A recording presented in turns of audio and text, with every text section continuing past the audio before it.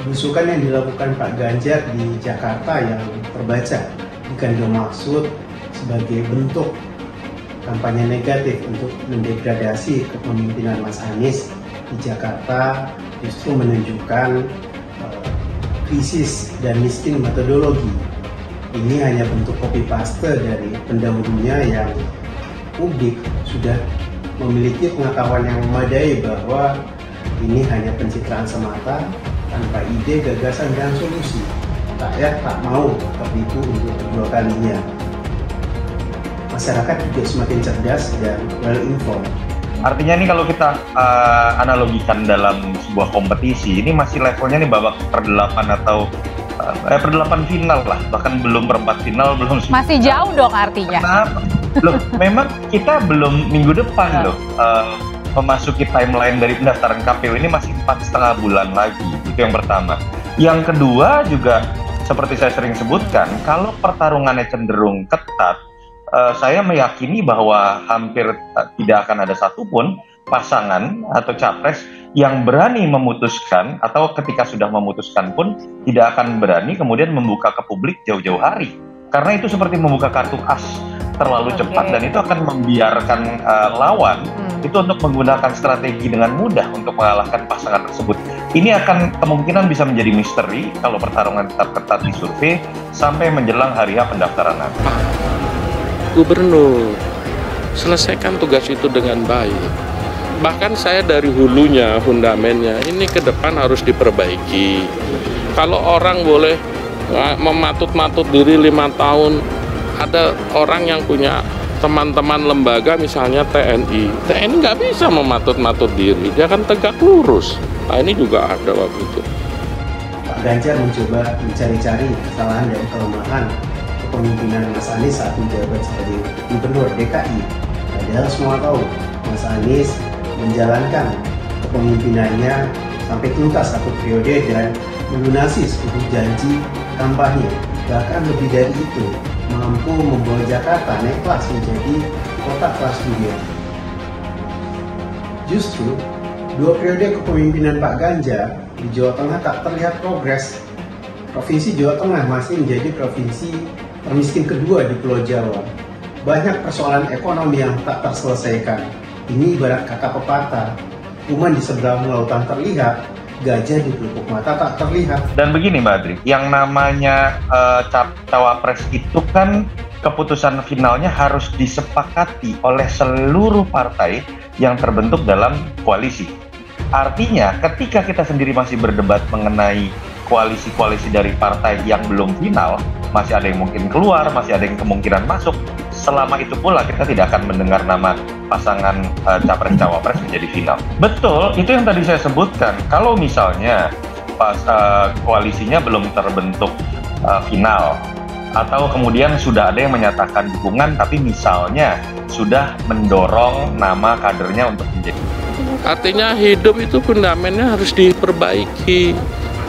Kan kalau itu idealnya, oke 3 tahun setelah orang ditunjuk jadi capres baru maju, kan nggak adil.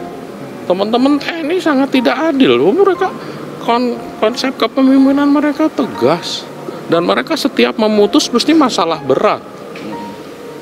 Nah ini kan nggak bisa yang satu mematut-matut diri 10 tahun, 5 tahun, yang satu enggak. Jadi hemat saya jalan terbaiknya semua periksa diri masing-masing. Kita konsentrasi dengan penugasan dari partai. Kalau Ganjar sekali lagi tugasnya apa? Gubernur Jawa Tengah, selesaiin itu. Kalau misalnya nanti itu ada tim relawan begini, ya itu kan ngomongnya, prakteknya kan nggak begitu, pasti ada komunikasi. Kamu dengar pendapat Mas Pacul 25 Mei. Lalu kemudian jauh-jauh hari sudah diputuskan nama yang lain misalnya. Itu kan berpotensi yang pertama membuat partai yang sudah masuk misalnya menjadi kecewa karena jagoannya tidak didukung, atau misalnya akan menghalangi peluang bagi masuknya partai baru yang misalnya pengen aja nih masuk dalam koalisi Ganjar Pranowo, tapi misalnya masih berharap tapi ketemu saya menjadi cawapres ya. Jadi kalau itu sudah ditutup terlebih dahulu, itu malah bukan hanya membuka kartu as dari sisi strategi pertarungan pilpres, tapi menutup peluang partai-partai baru. Dari Selasa waktu jawab ke kerangka ekonomi makro dan PPKF kan dia udah jawab. Kalau dia mau maju kan ada dipersilahkan dari partai lain. Kan kalimat kamu itu udah dijawab sama Mas Pacul, kan saya nggak boleh ngulang lagi. Saya sebagai kader itu kan udah ada yang jawab.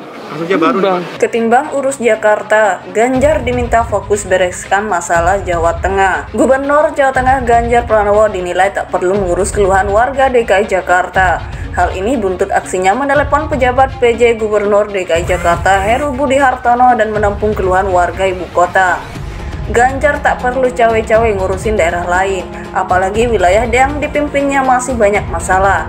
Karena itu Ganjar harus lebih mengedepankan etika politik daripada nafsu untuk berkuasa, kata pengamat komunikasi politik Universitas Esa Unggul M. Jamiluddin Ritonga kepada medcom.id Selasa 27 Juni 2023. Menurut dia, masih banyak pekerjaan rumah PR yang harus dibereskan di Jawa Tengah, mulai dari kemiskinan, mengatasi masalah stunting dan banjir. Persoalan banjir juga masih PR bagi Ganjar, karena itu Ganjar harus menanganinya agar Jawa Tengah terbebas dari banjir, ujar Jamiluddin. Aksi Ganjar dinilai tak tepat karena bukan levelnya. Kritik terhadap gubernur mestinya dilakukan oleh Presiden Joko Widodo, sebab Presiden sebagai kepala negara memiliki wewenang meminta langsung gubernur menyelesaikan masalah mereka. Jadi, Ganjar seharusnya tahu diri batas kewenangan yang dimiliki baca pres. Apalagi gubernur itu bukan bawahannya yang seenaknya ingin mengaturnya, jelas Jamiluddin. Sebelumnya, Ganjar mengunjungi Pasar Anyar Bahari untuk mendengar aspirasi pedagang. Salah satu yang dikeluhkan terkait retribusi bulanan yang tinggi. Lantas, Ganjar menelepon Heru untuk menyampaikan unek-unek tersebut. Namun Heru tidak menjawab panjang karena sedang di acara lain. Ganjar kembali berusaha menelpon Sekretaris Daerah Sekda DKI Jakarta Joko Agus Setiono.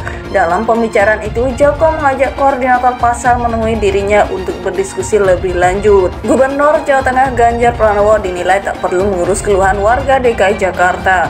Hal ini buntut aksinya menelepon pejabat PJ Gubernur DKI Jakarta Heru Budi Hartono dan menampung keluhan warga ibu kota. Ganjar tak perlu cawe-cawe ngurusin daerah lain, apalagi wilayah yang dipimpinnya masih banyak masalah. Karena itu Ganjar harus lebih mengedepankan etika politik daripada nafsu untuk berkuasa, kata pengamat komunikasi politik Universitas Esa Unggul M. Jamiluddin Ritonga kepada medcom.id Selasa 27 Juni 2023. Sebelumnya, Ganjar mengunjungi Pasar Anyar Bahari untuk mendengar aspirasi pedagang. Salah satu yang dikeluhkan terkait retribusi bulanan yang tinggi. Lantas, Ganjar menelepon Heru untuk menyampaikan unek-unek tersebut. Namun Heru tidak menjawab panjang karena sedang di acara lain. Ganjar kembali berusaha menelepon Sekretaris Daerah Sekda DKI Jakarta Joko Agus Setiono. Dalam pembicaraan itu, Joko mengajak koordinator pasar menemui dirinya untuk berdiskusi lebih lanjut.